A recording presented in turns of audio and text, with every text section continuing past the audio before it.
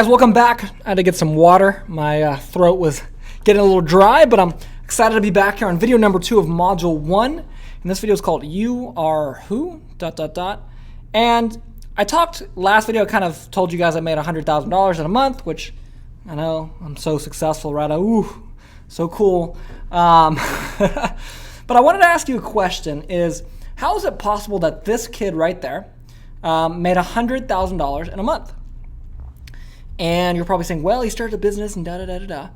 And, I mean, if you look at that kid, that was only taken a few years ago. And yes, that is a picture of me. And there's a picture of an old girlfriend of mine in high school. But I thought it was a great picture because that, if you look into my eyes, that is not, I don't recognize that person. And that's why I wanted to use this picture. Because I truly, I mean, this was only a few years ago, and I really just don't recognize that person anymore. And the truth is, you know, I asked you how it's possible that this kid made $100,000 in a month. It's not possible because he did it. And yes, that kid right there did not make $100,000 in a month. That person did. So now you're probably saying, well, aren't they the same people? Yes, they are the same person. That is me on the left and that is me on the right. But they're also very different people. And the truth is that these people are extremely different people. And I'm not talking about like one of them on the right, you know, he thinks more positively. Like, no, okay. That's like I have on here, that's complete bullshit, okay? I mean, literally down to their core identity, these people are literally just extremely different, okay? How they believe in things, how they value things, how they value money, how they value time, completely different, okay? That is why the one on the right is capable of making $100,000 a month. The one on the left literally made nothing. Okay, so what's more important, reality or what we believe reality is? And this is a theme I'm going to come back to a few times in this video because I want to prove a point to you guys that is very, very important. Okay, so keep asking yourself this as we go through. What's more important, reality or what we believe reality is? And if you look here again, it's the same person, but one person's reality is much different than the other's. And why is that?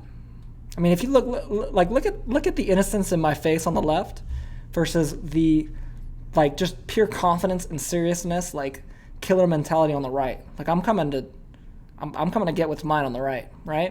But on the left, it's like laughing, like we're having a good time, you know, playing basketball. And this mindset, it did not just magically happen. Okay, it happened for a reason. So I'm gonna tell you guys a little story that started back on March 15th, 2014. That's a picture of me in the hospital. And this happened 3 days before I turned 16, okay? Now, before I get into this, I want to actually talk a little backstory, okay? From age 0 to 16, I should say 0 to 15 and 3 days before I turned 16, because 0 to when this injury happened, I cared literally about one thing, only one thing, and that was basketball. I was obsessed with basketball. I loved basketball. I never really watched basketball because I just loved playing it so much, so I didn't watch it that much, but I would watch other high school games when I was in high school too, you know, learn from them and learn from better players and all that. I was obsessed, okay? I did not care about school, girls, hanging out with friends, family, partying, none of that. In fact, I probably went to a total of 5 to 10 parties when I was in high school, and I've literally gone to one when I was in college, okay? I literally went to one party in college. I know that sounds crazy. You're like, well, what a loser. What a loser, okay? But I didn't care about it because when I was in college, I had something else to care about. When I was in high school, I had something else to care about. For me, it was basketball. College, it was business, but that's besides the point. And by the way, when I said I didn't care about these things, like, I still went to school, right? I kept my grades decent because I wanted to play basketball. You know, I had girlfriends, okay? Wasn't like a loner or something like that, right? I still hung out with friends. I still hung out with family. But my majority of my time was focused on basketball. And you see right there at the top, that's a picture of me. I don't know what's happening in that photo. Like on the right, I don't know which one that is, but there's these twins we played named Amazon and Spider. And they were both like 6'8", and they are, they're like transfer students from Nigeria or something. I don't know what they're doing nowadays, but you can see he's a pretty big guy. And then down there at the bottom, that's me. We had a newscast came and made a report on our school basketball team. I don't know. But anyway, I literally just only cared about basketball. That was my daily schedule. I'm not going to go into that. It's not that important. And just to make this clear again, like when I say that's all I cared about, I literally wore the exact same clothes to school every single day of my freshman year. And it was not because we were poor. Okay, we were a middle class family. We had had money, quote unquote. We were not rich by any means, but we did all right. But I just didn't care about anything. Like I literally wore the same thing every single day. Like when I wasn't playing basketball, I was wearing the same pair of jeans and the same sweatshirt. Like I'd switch up the shirt, but no one would ever see the shirt because I was wearing the sweatshirt anyway.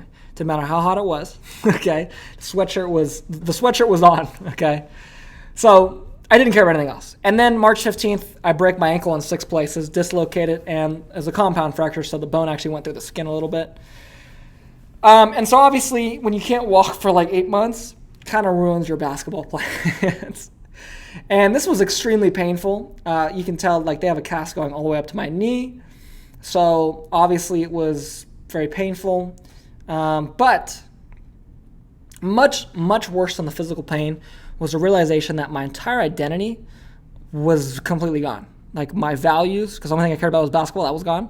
My value system on who was my friend, who was cool, who was not cool, who was someone I didn't want to hang out with. It's all based on basketball. That was completely gone. And everything I cared about that meant anything to me was wiped completely clean instantly. And it was very tough. And so when this happened, March 15, 2014, I got my surgery to repair the bone about 10 days after that because they wait for the swelling to go down. And then after my injury, by the way, that's a picture of what my ankle looked like. I didn't Photoshop that. That's an actual picture. Yeah, it was kind of painful. But anyway, from March 2014 to August 2014, I no longer knew who I was. I literally, my entire identity was wrapped up in basketball, and it's gone, right? So I didn't know what my purpose was. Like, my plan up to that point was just NBA, and then that's it. Obviously, that was kind of out of the picture, at least for the time being. And I spiraled into a deep, deep, deep depression. And it's kind of sad because something I really learned at this time, and if you've gone through a major injury, especially when you're in like high school and you're stuck at home for like 6 months, you realize like really, really quickly that all of your friends and even like my girlfriend at the time, which was a different girl than the one you guys saw earlier, but all of those people, like, they just disappeared. Like, they just stopped talking to me. Like, within a week of my injury, like, they just disappeared. Like, nobody texted me. Nobody wanted to talk to me. My girlfriend's like, we can't be together. You can't go and do anything. I'm like, damn it. Right? So everyone's just gone. And then from late March 2014 to late August, like 6 months, something like that, literally, I talked to like one person. That was my mom. Talked to my mom basically every day. And then my grandmother would come over maybe once every 2 weeks, and I talked to her. And that was it. And so I started, getting more and more isolated. And eventually I became so isolated from everybody that I literally started going crazy. And I'll never forget this. I don't think my mom will either. My mom actually walked in on me one time having a staring contest with a stuffed animal. And so, it was bad. I was not in great shape, right? And I was just going downhill at a very fast rate in terms of depression, and I was literally just going crazy as well. And by the way, I was not on pain meds. I was on pain meds initially for maybe 2 days after my surgery, but I was very, very scared of getting addicted to those, so I got off of them as quickly as humanly possible. So it wasn't like I was hallucinating from that. It literally was just like I went crazy because I was just alone forever. And again, I began falling desperately behind in school because the high school I attended took months to communicate with me. And by the time they did, I was like just so far behind in school. Like I had like 150 something zeros, like missing assignments. I had tests I just didn't even know I had. Like it was really, really, really, really bad. And it took them 2 months to even start sending me like a home study teacher to kind of help me. And by then I only had I had like some of May and some of June to like get my grades back together, but I missed 2 months. It was just too late. And the work began just piling up, and I started to just get overwhelmed and realize, like, I'm not going to be able to do this, and there's just no hope of catching up. And it was kind of nice because I had one teacher specifically, but two of them were pretty nice. But one teacher emailed me, and he was like, hey, man, I heard what happened. Like, I'm just going to give you, you had an A. I'm just going to give you an A for the semester. Like, you're good. But the rest of them, they didn't. And they just let me fail, basically. They were like, screw you, you're on your fucking own. So that was a little depressing. And then, obviously that coupled with the insanity I was going into, I began questioning why I even existed. I mean, nobody cared about me. My mom did, but it was tough for my mom because I think she was kind of shocked about the whole thing. Plus, she was taking care of my brother, so I got to talk to her every day, but it wasn't, like she wasn't around me all the time. And I just slowly drifted more into depression and insanity. And when you go down that rabbit hole, if you've ever been there, and God, I hope you haven't, you start feeding your mind with these horrible images of yourself and that you're just a horrible person, and it's just really self-destructive. And then that causes you to go into more depression, and it's just this downward cycle. And I know at some point my mom kind of could tell things were not going well with me, and she began really to get worried. And so she made it a commitment. She told me this after, she's like, I made it a commitment. I wanted to spend more time with you, just to give you some company. And so I said, okay, that's wonderful. And so, maybe we would talk for an hour a day. Now we would talk for 3 or 4 hours a day. And it started helping a little bit. But she would commonly ask me the question of, what do you want to do after high school? And just like most high school kids, I had literally no idea. Okay. I told my mom I wanted to be a lawyer because apparently lawyers make a lot of money, and my mom always told me I was good at arguing, so it's like, you should be a lawyer. So that was kind of, I was like, I'm going to be a lawyer, But really, truthfully, I didn't know. And yeah, I just had no idea. So I kind of felt lost with that too, so it really didn't help.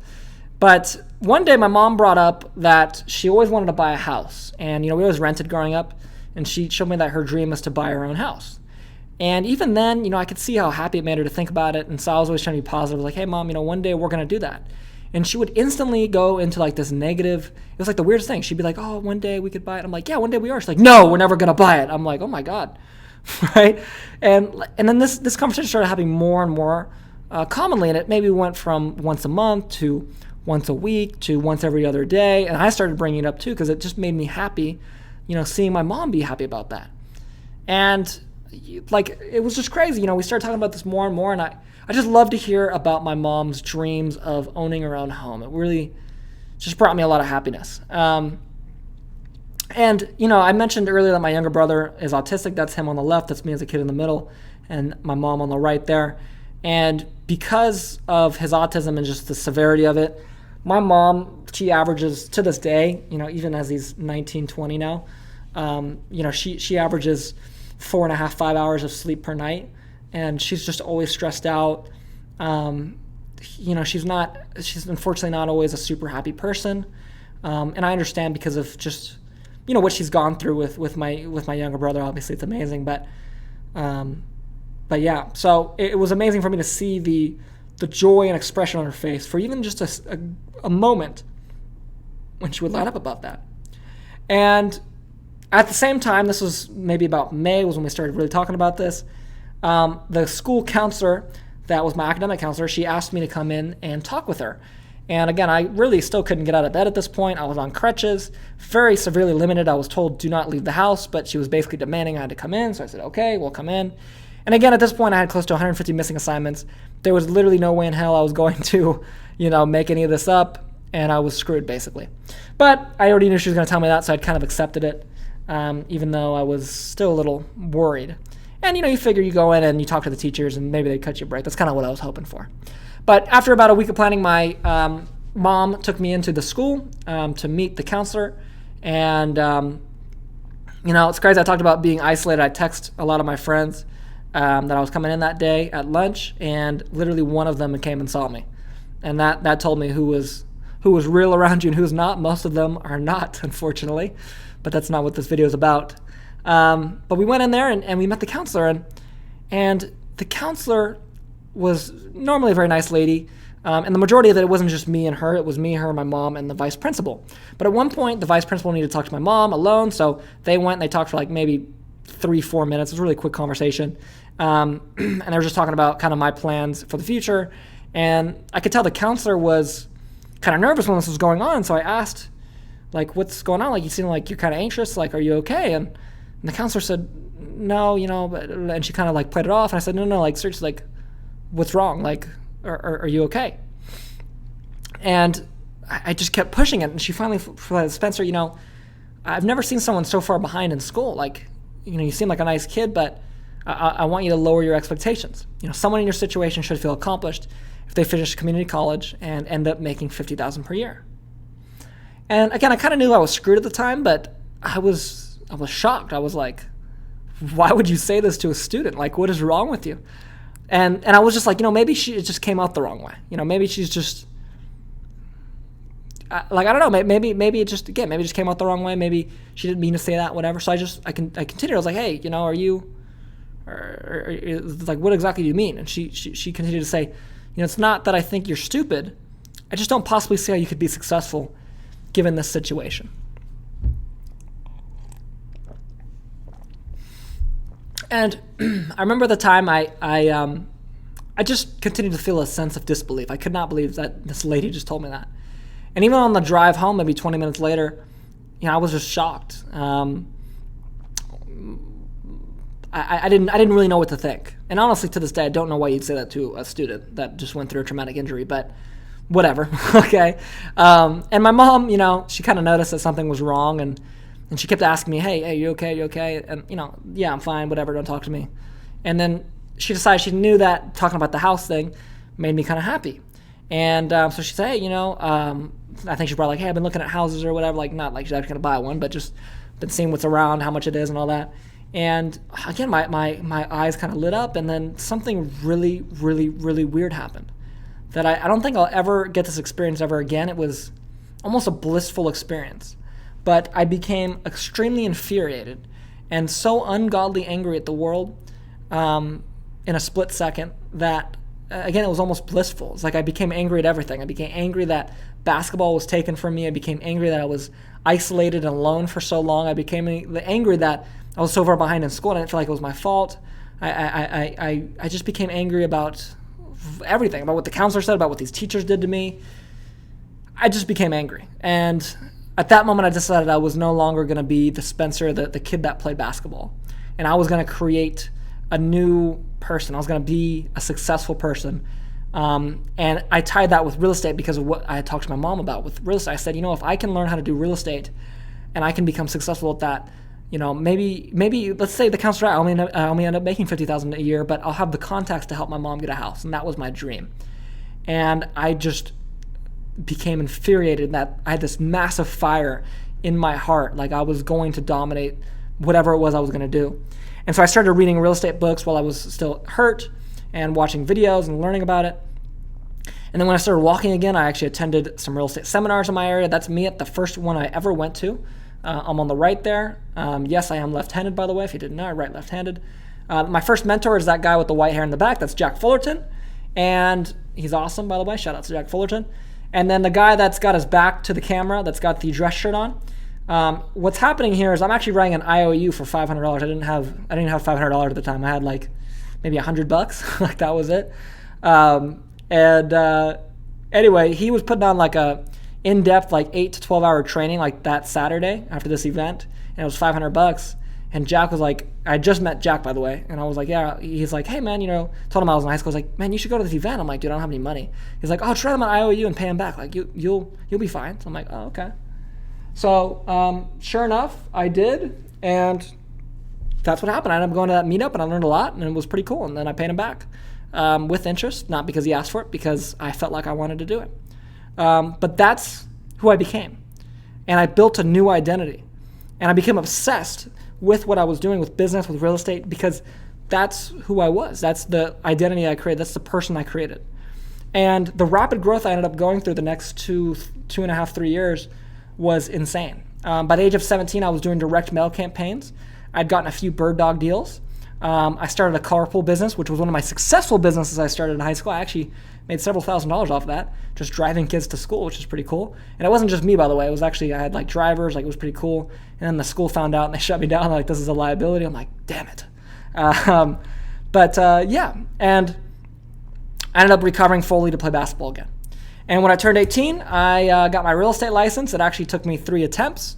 And then a year later, at age 19, after getting my real estate license, I was able to give my mom $35,000 to help her buy her first house. Okay, and I did not have that much in cash. I probably had maybe 15,000 in cash, something like that, to help her buy her first house. and that I'd saved up from bird dog deals and from whatever little side businesses I had at the time.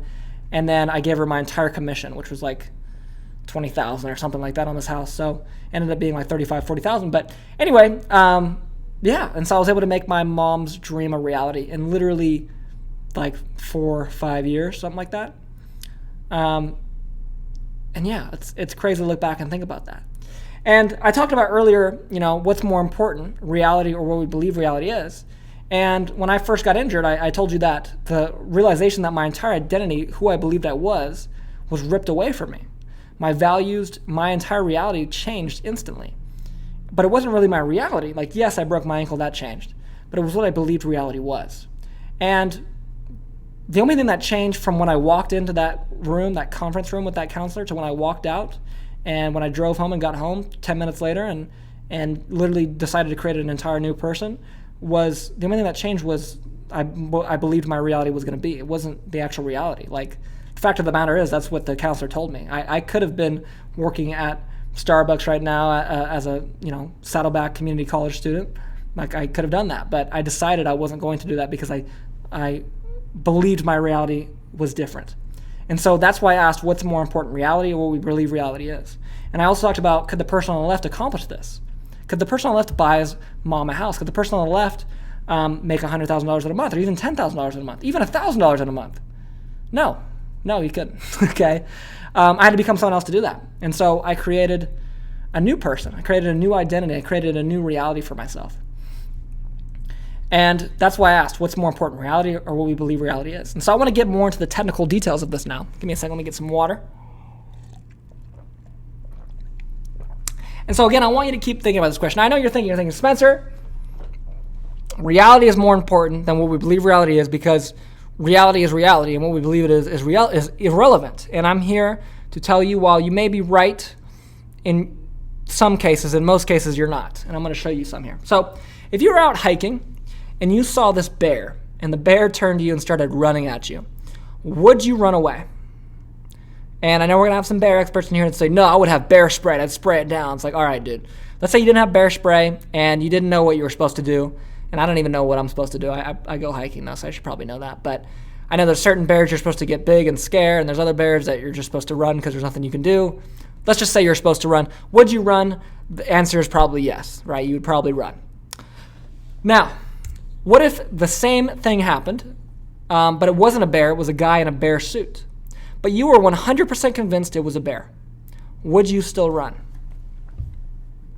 The answer to that question is yes. Yes, you would still run. And so again, what's more important, reality or what you believe reality is? Does it matter whether you think it's a bear and it is a bear, or whether you think it's a bear and it's not a bear? No, because either way, you think it's a bear and you're still going to run. If you believe it's a bear, you're going to run, right? Now, there's this other experiment that scientists did. It's called the hot iron experiment.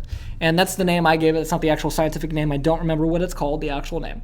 But the hot iron experiment works like this. They took people and they took their shirt off and they blindfolded them. And they got a piece of iron, like where it's literally bright red, where it's super, super, super, super hot, right? And it's like 3,000 degrees, or I don't know how hot it is, but you know what I mean. It's extremely hot.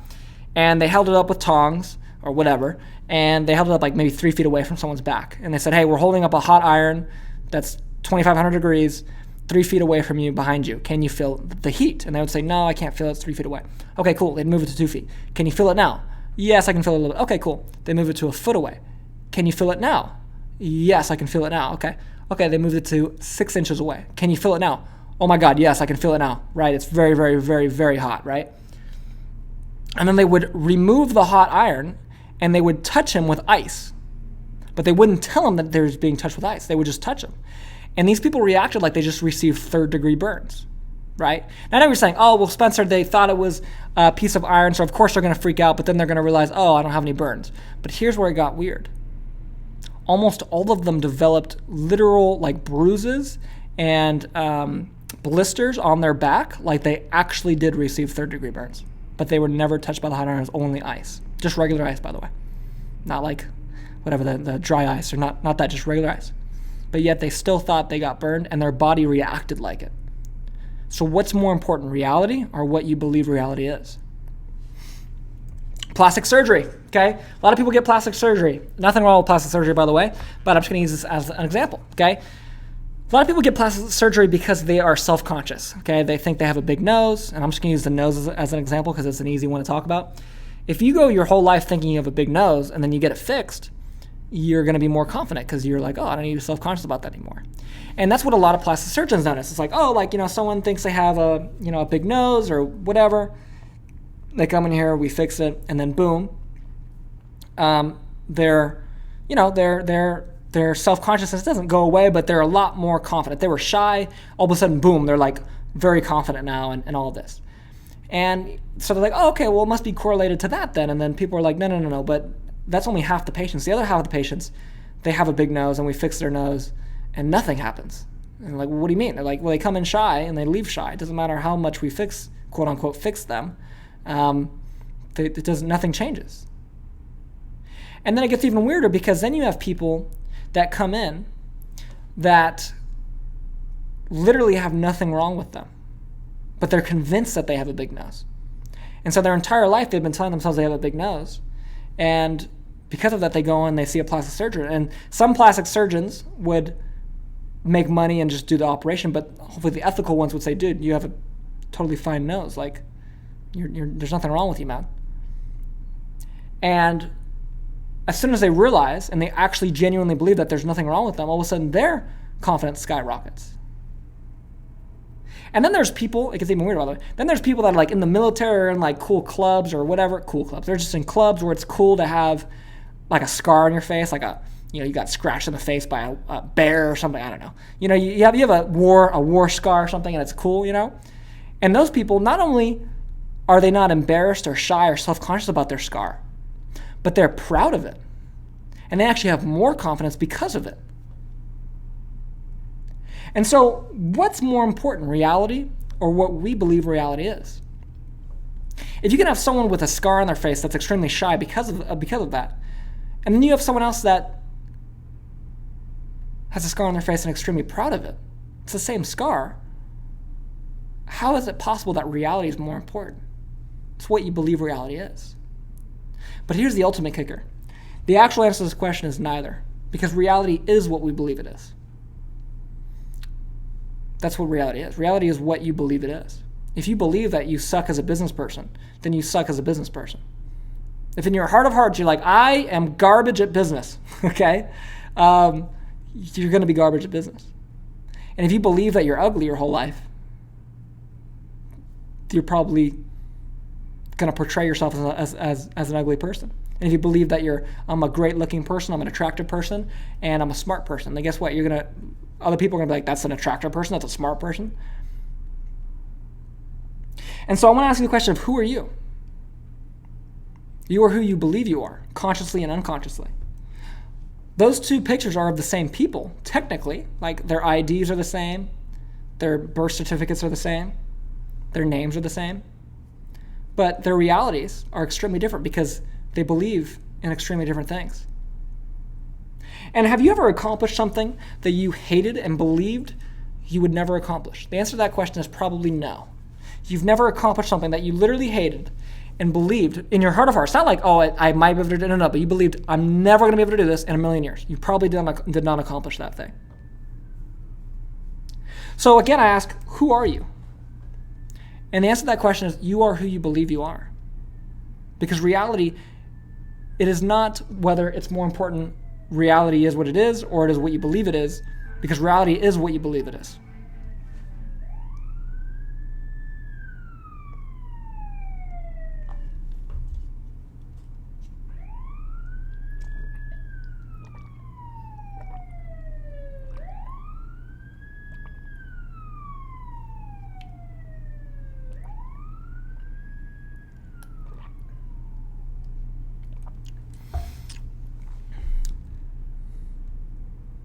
So again, who are you?